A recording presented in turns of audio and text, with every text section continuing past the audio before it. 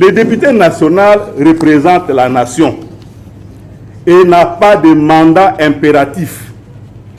C'est inscrit dans la constitution de notre pays à l'article 101.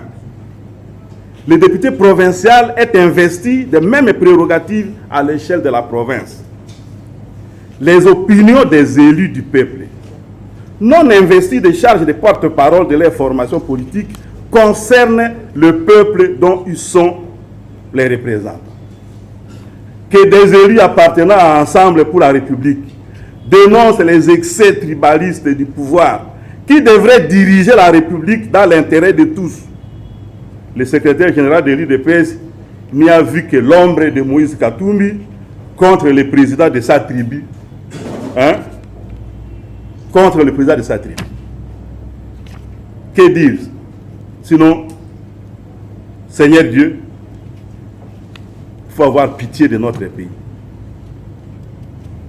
Après les déboires du programme des 100 jours, les dérives du projet Tchilégé, l'escroquerie de la fausse taxe RAM, les fausses promesses de l'Allemagne d'Afrique, des universités imaginaires à coût de millions de dollars partis en fumée, l'insécurité généralisée aux 4 coins du pays, les brimades, bastonnages et vexations policières de ces derniers jours, jetant définitivement aux oubliettes la rhétorique du peuple d'abord le sert de l'état de droit, le secrétaire général de l'UDPS vient de reconnaître que le bilan est désastreux et que le président gère mal le pays. Tout en invitant le peuple et le monde entier à reporter les jugements sur Moïse Katumbi, au lieu de s'en prendre au chef des tribus qui veut protéger. Du seul fait que Moïse Katumbi combat les chefs du fait de son origine tribale. Il y a là la démonstration d'une nullité absolue. Hier, notre frère Moïse Katumbi avait financé Genval, visa, titre de voyage et de séjour. Les RASOP, qui était la conséquence de ces grands rendez-vous historiques, avait-il été tribal? Hier, Moïse avait gouverné les Katanga. Y a-t-on trouvé des actes de tribalisme dans sa gestion? Moïse compte de nombreuses réalisations personnelles à travers le pays. Même dans l'espace kassaïen, il ne manque pas quelque part un hôpital réhabilité ou un auditoire construit. Et c'est là des réalisations d'un tribaliste. Aujourd'hui, Moïse Katumbi est le président national d'Ensemble pour la République. Le secrétaire général de ce parti est un député originaire de la Tchopo, dans le nord-est. Le président du comité des sages est un honorable sénateur de l'Équateur. Son directeur de cabinet est une personnalité bien connue, ressortissant du Kouilou. Son haut représentant du Grand Kasaï, le porte-parole du parti, le coordonnateur national de la jeunesse, deux délégués généraux, le coordonnateur national de la jeunesse, tous sont du Grand Kasaï.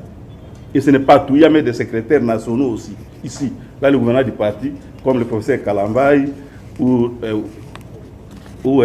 notre frère qui est ici, Julien Lukengo, qui sont ici dans le secrétariat général, qui sont Kasaï. Il y a deux délégués généraux qui sont, par exemple, du Kivu. Les directeurs des services juridiques et d'autres sont du Grand Kasaï. Aucun délégué général du parti, parmi les 12 qui ont été nommés, n'est du Haut-Katanga, la province de Katumbi.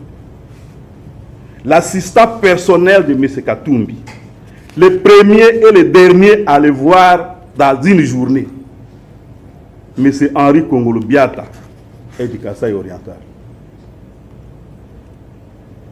Combien de partis politiques pourraient-ils affirmer une telle diversité? Puisque M. Augustin Kabouya cherche un tribaliste à souffrir comme un bouc émissaire, il ferait peut-être mieux de passer devant un miroir. Et aussi se remémorer qui sont les dirigeants de son parti. Il en trouvera certainement un de vrai. Le peuple congolais est mûr. il ne va pas se laisser distraire ou se laisser induire en erreur par ceux qui veulent donner de Moïse Katumbi une mauvaise publicité.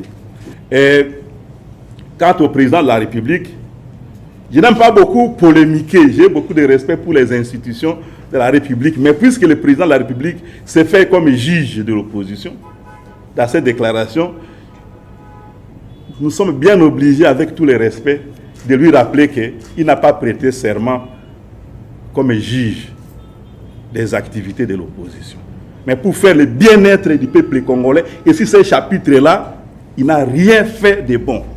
Son bilan est nul. Ses propres disciples commencent à le reconnaître et à chercher quel bouc émissaire va porter les péchés.